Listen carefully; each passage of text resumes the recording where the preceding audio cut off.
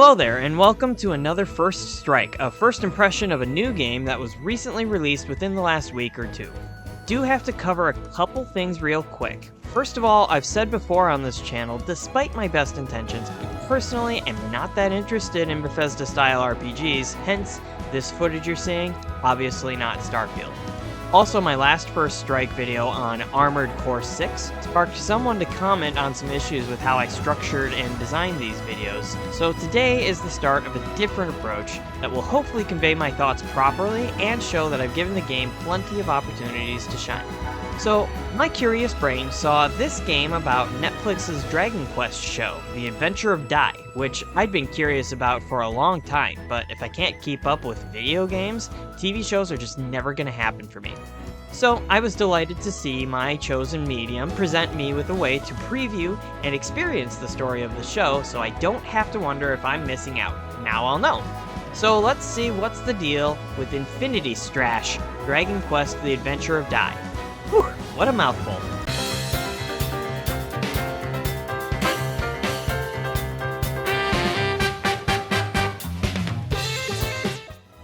Okay, so the main thing I'm changing about these first strikes is that I'm not going to put that little bar down there anymore. If you don't know what I'm talking about, there's plenty of first strikes to check out. Instead, I'm just going to ramble a bit about my thoughts in these categories, and if I can't pin down whether I like or dislike it, I'll just have to keep working at it. But anyway, going into this game, all I knew was that Netflix's large anime library included a Dragon Quest show that looked pretty cool. I found out about it after Disney Plus had swooned most of the streaming populace, including myself. This is the part where I really should have done some research, because this is not, in fact, based on anything on Netflix. I looked it up because I wanted to watch the show, and the show is just an anime that was first done in '91 and was redone a few years ago, actually during COVID. The Dragon Quest that's on Netflix is just this weird CGI movie that really doesn't look right to me. That's your PSA apology notice for this video. Let's get back to the video. So I never got around to it, like most TV shows and movies and music that people like. I've never been one for chasing trends, hence this video on a weird Japanese game instead of the likely Game of the Year contender that came out a couple weeks ago. Now, having played this game for a few hours, here's what I can tell you. This game starts with a blurb about the world lore, this struggle for power between humans, darklings, and dragons, and an agreement between the gods of each to create a dragon knight that would embody the strength of dragons, the magic power of darklings, and the heart of a human to resolve the endless conflicts.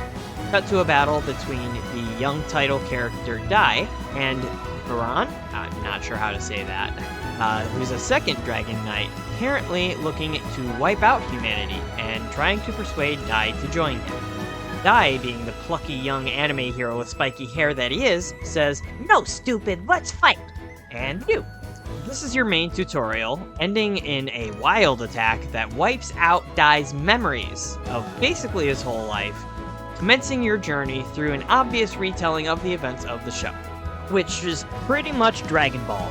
I mean, it's all Akira Toriyama, so yeah, I don't really blame him. And frankly, I love it. You get the high fantasy and world building of Dragon Quest combined with the over-the-top action and explosive attacks of Dragon Ball. Sublime perfection. It's really fun, and it's got me fully invested in Dai's adventures. I don't want to spoil much more, but I do gotta say, of all the anime that I know and can think of, it reminds me mostly of Hunter x Hunter, with seemingly impossible scenarios quickly crossing the line of absurdity, and Dai turning out to be way, way stronger than anybody imagines. What a fun time! And it really says a lot how much fun I'm having with this story, seeing how most of it is presented through static, washed-out images from the show with the actors' voices on top. Hardly ideal, but if the goal is to entice players like me to watch the show, yes, I will absolutely check the show out. Soon, I promise. So I'm going to touch on a quick gameplay mechanic here, even though this is not the gameplay section. As you play, you collect these cards called Bond Memories, which are just various stat boosts you equip to your party and have extreme limitations, but can also be leveled up with the right materials. Talking about them now because it shows a distinction between what is obviously Toriyama's original artwork and the show, which feels like they blended his designs with a more animation-friendly style. They both look really great, but I wouldn't have even known if not for those cards. It's weird, I really love how this game and/or the show looks, but it just seems like a shame. It also sounds like there wasn't any music from the games reused. As a matter of fact, it seems like this game/show is using the original material more as referential inspiration than a direct interpretation, and I'm hardly a big-time Dragon Quest fan. The weird difference in overall feel between the visuals and music is noteworthy, but it's still very, very epic and cool. I love it all. It's just kind of hard to ignore that it feels so different, even in a good way. Okay, so another change in how I make these episodes is that I feel like I need to give the game some more of my time. I was previously spending 1 to 2 hours with the game, and now intend to spend 3 to 5, depending on the game. In this case, I spent 3, which got me to Chapter 3, and feels like plenty of time to develop thoughts. And my thoughts on the gameplay in this case are very complicated. Okay, so this game is basically a set of combat missions ranging from small monster mobs, like maybe 50 monsters, to mano-a-mano, knockdown, drag-out brawls. Considering that it's specifically telling the same story as the show, there could have been a lot of dumb decisions made if they tried to change this much. They clearly wanted to tell that story and give you a sense of the raw power on display, which makes this feel closer to a Dragon Ball game than a Dragon Quest game. Basically, it's all action, all the time, with only an occasional stop in the menus to tweak spells and equipment. We'll get to the actual combat controls in a sec, but let me cover some of the other features. So you do build a party, appropriate to the events of the show, of course. And right now, I know there's space for 4, but I don't know if they'll have more than that to switch between. You will learn spells, seemingly by a combination of leveling and story events, and there's the bond memories I described earlier. You're also given a predetermined set of items for each mission, for things like healing, buffs, and removing debuffs. I don't know if you can tell, but there's almost nothing here that resembles Dragon Quest's gameplay. That doesn't bother me much. I don't get bent out of shape over gameplay changes in a series as long as it's still fun to play. The game makes a big deal out of teaching you about the types of missions, but really it boils down to story only, combat only, and a blend of the two. That's it. However, thanks to spending more time with the game, I can tell you there's also a sort of a roguelite tower gauntlet. It's the Tower of Recollections. I'm not sure how else to describe that. You go through the tower one room at a time. You're often given a choice between 2 doors. Sometimes they'll have bosses, some will have treasure, a shop, and you're always picking up stat boosts in each room you go through. And you start at level 1, and your levels accumulated in the Tower of Recollections do not extend to your levels outside. It's totally separate. The whole thing isn't too exciting, but at least it's something different, and it's the best way to earn new bond memories and materials for upgrading your bond memories and spells. So that's all the features, but how does the game play? Well, it plays alright. It's weird, because it seems to go back and forth between something like a Dynasty Warriors and maybe like an Ultimate Ninja Storm. But the controls don't exactly fit either of those styles very well. Both of those other games use fast controls and have lots of abilities to cancel if like you're attacking and you suddenly need to dodge. That's not here. These controls remind me more of Dark Souls, where you need to carefully consider what you need to do and when, plan accordingly, and execute properly. So, for example, there's a perfect guard and perfect dodge, right? You time it exactly right, and you get a better result. They have a hard time figuring that out, what that timing is, because the enemies have this enormous windup for their attacks, and then just, boom! It's just not a very good tell to determine when you're supposed to block or dodge.